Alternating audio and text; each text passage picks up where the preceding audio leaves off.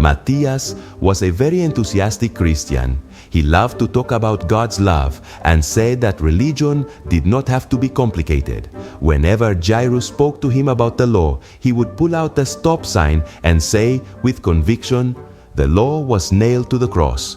The only thing that matters is love." For him, the 10 Commandments were a thing of the past, a rigid system that no longer applied to today's Christians. One day Jairus decided to approach the subject in a different way. He didn't talk to him about the law, but asked him a question. "How do you know if you are really loving God and others?" Matthias remained silent. "For example," Jairus continued, "if you worship other gods, are you loving God? If you dishonor your parents, or kill or steal, are you loving your neighbor?" Jesus said that loving God and your neighbor is the most important thing in the law. Isn't keeping the law the way to truly love? Matthias had never thought of it that way. He thought that love and the law were opposites, but now he realized that they were actually inseparable. Sabbath School Like presents the series, The God of Love and Justice. Lesson 13, Love is the Fulfillment of the Law.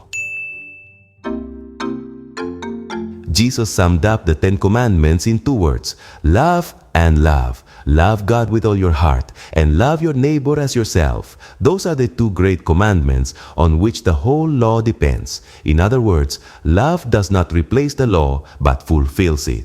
Imagine that you are driving in a city without traffic lights, without traffic signals, and where everyone drives as they please. It would be total chaos. Accidents everywhere. Exactly. Without rules that regulate traffic, coexistence on the road would be dangerous and disorderly. Well, something similar happens in our relationships.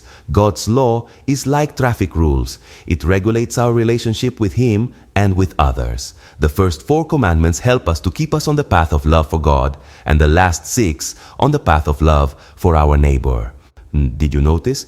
Love is not something abstract. It is something substantial regulated by the law of God. Why? Because the Bible teaches that love is the most important thing in the law. So, this week's question is, why should we be sure that love is the most important thing in the law? In the first place, because the law is a reflection of the character of God. If someone asked you what God is like, what would you say? God is holy. God is just. God is good. Exactly. And these are the same 3 adjectives that Paul uses to describe the law. Therefore the law is holy, and the commandment holy, and just and good.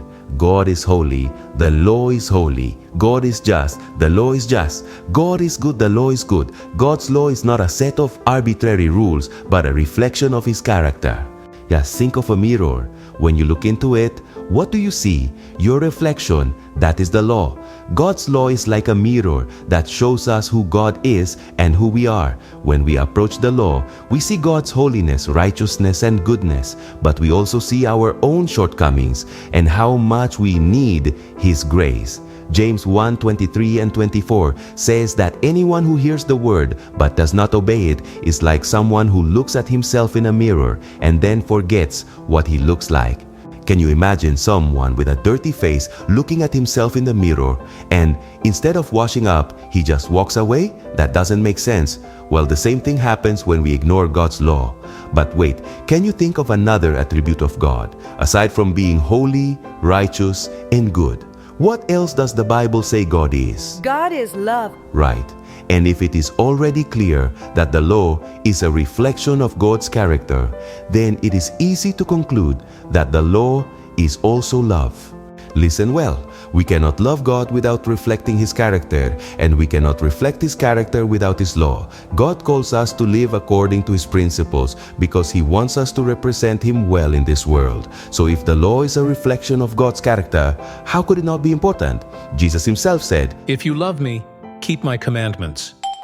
The second reason is that God wants to write the law in our hearts. Suppose a teacher walks into your classroom and says, "From today on, no one needs to take notes or study because the knowledge of all subjects will be written in your minds automatically." That would be amazing. I wish it would happen with math. Well, something similar is what God wants to do with His law, but not automatically, but through a profound transformation in our lives. As children, doing an addition is difficult for us. We count with our fingers, we make mistakes, we get frustrated.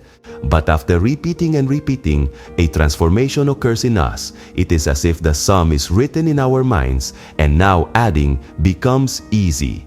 In Jeremiah 31:33, God promises an extraordinary covenant. This is the covenant I will make with the people of Israel after that time, declares the Lord. I will put my law in their minds and write it on their hearts. That is to say, God's law is not only something external that we must obey by obligation, but something that He wants to plant within us so that it becomes part of our being.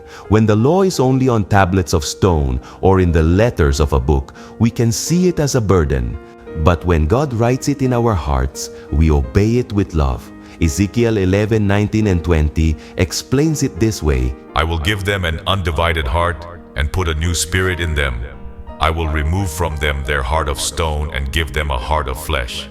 Then they will follow my decrees and be careful to keep my laws.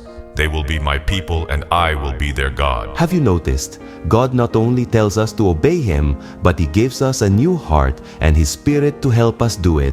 Many see the law as a burden, but when God writes it in our heart, obedience becomes a joy. That is why David says, I delight to do your will, my God. Your law is within my heart. True obedience is not born from fear or imposition, but from a heart transformed by God. He does not want believers who fulfill His law out of fear or habit. He wants children who obey it because they love it and have it written in the depths of their hearts. And thirdly, because whoever does not love violates the whole law. What does it take to make a car run? Gasoline. Engine. 4 wheels. Exactly. Now imagine that someone says, I have everything ready. The engine is in perfect condition, the tank is full, the lights work. I'm only missing one tire, but that's not a big deal, right? No, the car won't work, even if it has almost everything. If it's missing something essential, it's no good. Well, something similar happens with the law of God. James 2:10 makes it clear, whoever keeps the whole law yet stumbles in one point has become guilty of all. We cannot say that we obey the law if we lack the most important thing, love. If the law boils down to loving God and loving our neighbor, what if someone does not love? He is violating the whole law. That is exactly what Paul says. The commandments, you shall not commit adultery, you shall not murder, you shall not steal, you shall not covet, and whatever other command there may be are summed up in this one command, love your neighbor as yourself. Love does no harm to a neighbor. Therefore, love is the fulfillment of the law. Love is the proof that we have truly understood the law of God. Matthias learned a great lesson. Love and the law are not opposites, but inseparable. We must remember that the law reflects God's character, so it cannot be something unimportant, that God wants to write it in our hearts so that we obey it with love and not out of obligation, and that without love, all obedience is useless, because he who does not love violates the whole law. What are you going to do with this teaching? How will this be fulfilled in your life? Perhaps by forgiving someone, by being generous to those in need, or by showing patience when it is hard for you. For this is the love of God, that we keep His commandments, and His commandments are not burdensome.